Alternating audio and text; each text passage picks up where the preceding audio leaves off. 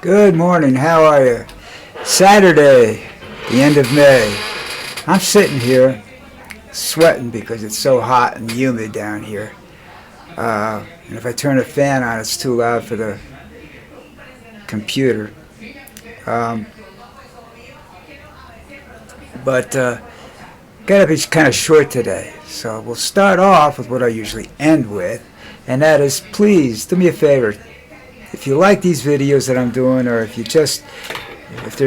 they make you laugh, if they make you want to throw up, whatever, please subscribe to them, okay? I need a little bit of influence with YouTube, and that would give it to me, okay? It will help me be better than I am now. Alright? I'm not looking for money. It's not going to cost you anything. I just want to know that you're out there supporting me. So hit the subscribe button, comment button, like button, whatever, okay? And I thank you in advance. All right? Now, for today, it's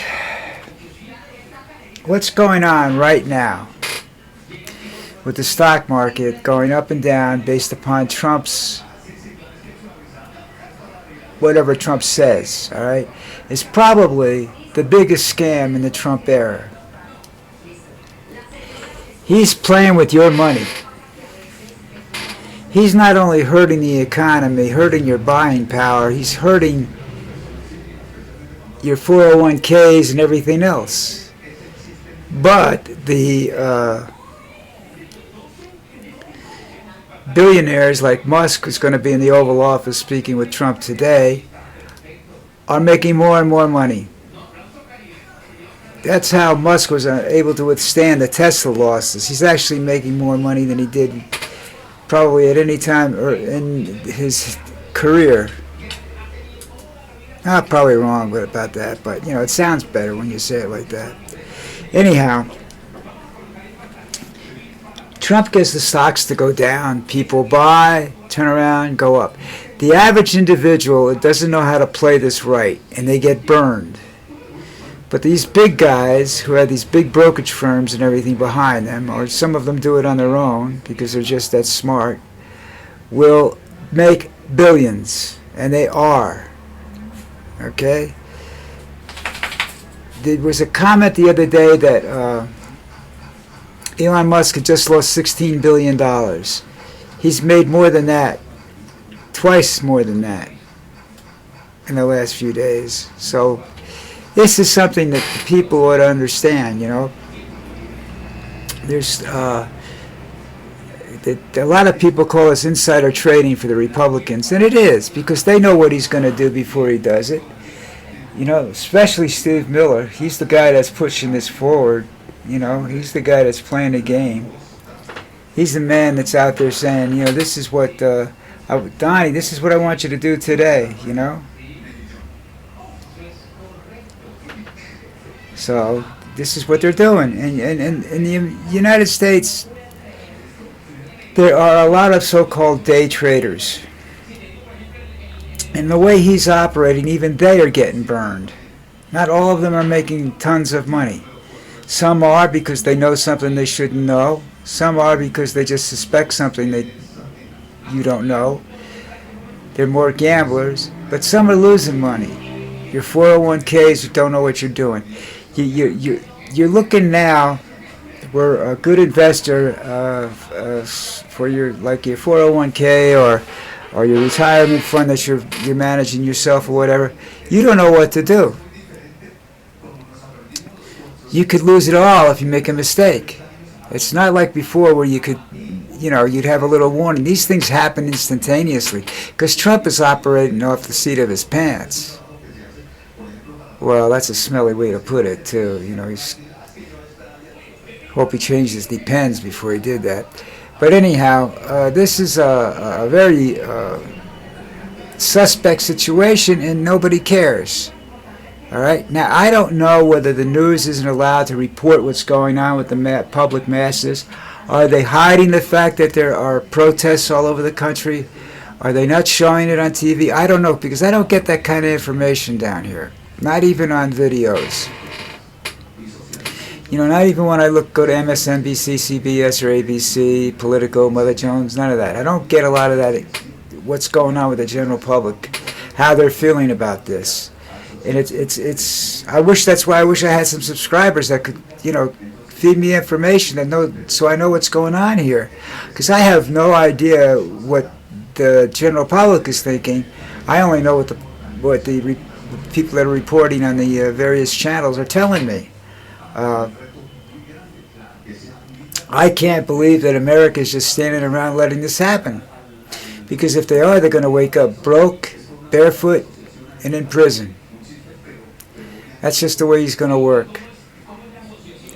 The immigration doesn't bother me that much, depending on what they're doing, how they're doing it.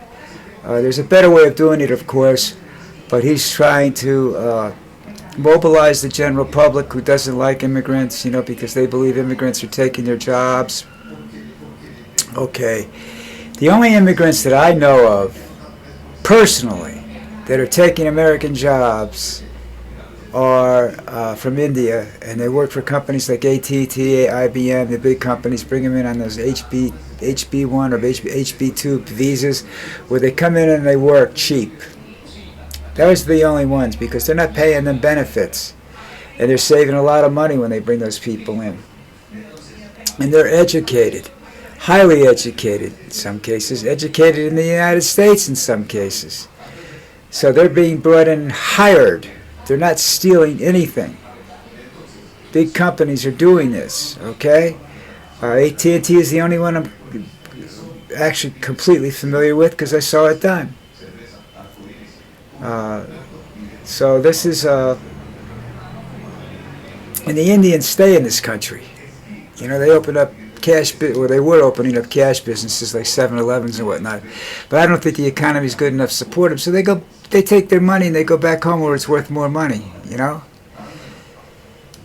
Oh, I don't know how they handle this. I don't know what's going to happen. I don't know who's going to step up to stop this. But I do know that, you have to understand that immigrants, the majority of these immigrants that come across, especially the south border, aren't going to be rocket scientists, aren't going to be grocery managers.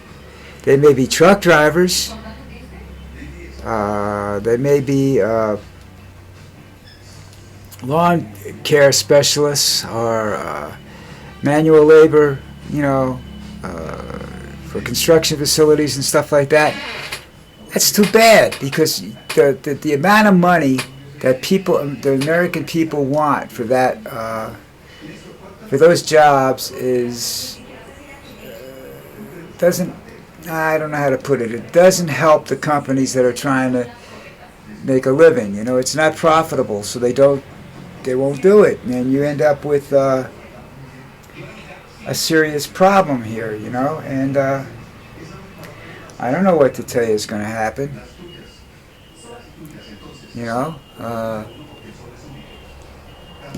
It's just not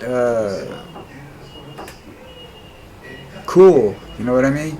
It's just not something you want to do, because they're not taking jobs from engineers and whatnot. Oh, maybe in some cases they are, but they're not taking them. They're being sold out to the big companies. Are selling the people out. They're getting the people in on the H1B or H2B, whatever, or HB2, whatever those visas are. That's how they're doing it.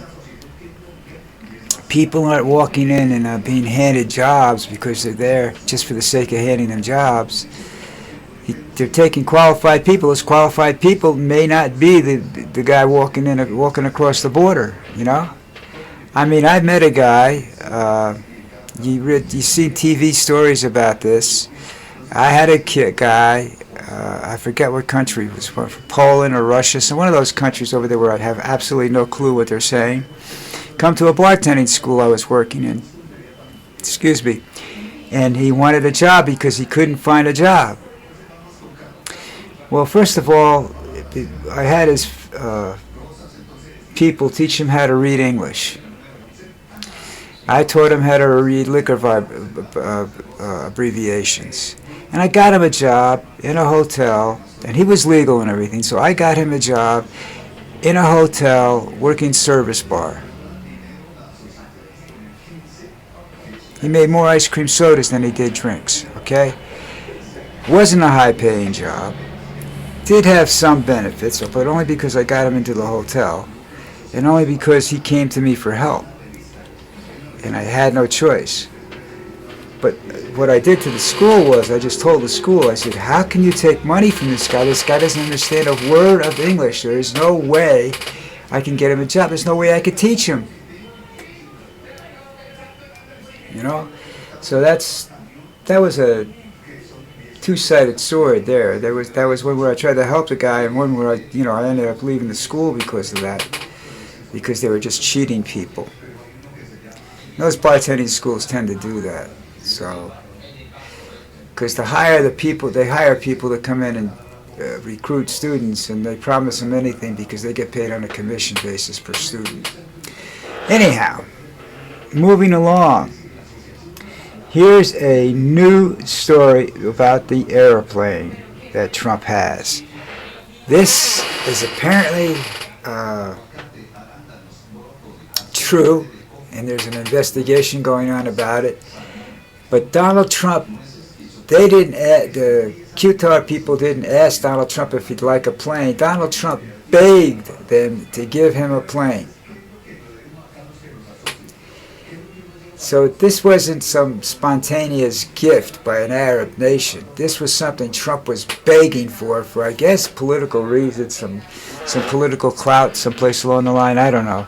But now, before Qatar releases the letter,